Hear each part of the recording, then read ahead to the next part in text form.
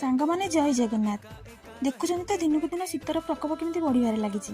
ଆଉ ମୋତେ ବହୁତ ଜୋରେ ଶୀତ, ସେଥିପାଇଁ ଆଜି ଭାବିଥିଲି ଇଭିନିଂରେ ମାର୍କେଟ ଯାଇ ଗୋଟେ ଭଲ ଚପଲଟି ଆଣିବି। ତ ଆମେ ଦୁଇ ଜଣ ଇଭିନିଂରେ ବାହାରି ଯାଇଥିଲୁ ମାର୍କେଟ।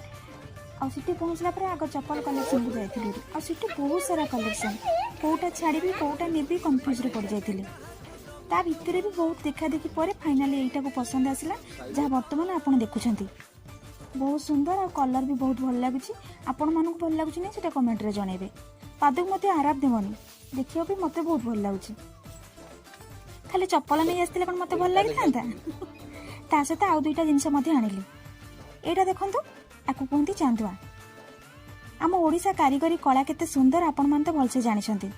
ଘରକୁ ଆଣିଲେ ଘରର ଶୋଭା ଆହୁରି ବଢ଼ିଯିବ, ସେଥିପାଇଁ ନେଇ ଆସିଲି। ତା ସହ ମୋତେ ଏଇ କ୍ୟୁଟ୍ ବ୍ୟାଗ୍ଟି ମଧ୍ୟ ବହୁତ ପସନ୍ଦ ଆସିଲା। ଛୋଟ କିନ୍ତୁ ବହୁତ ଷ୍ଟାଇଲିଶ୍ ଆଉ ବହୁତ ସୁନ୍ଦର ମଧ୍ୟ, ମୋତେ ବହୁତ ଭଲ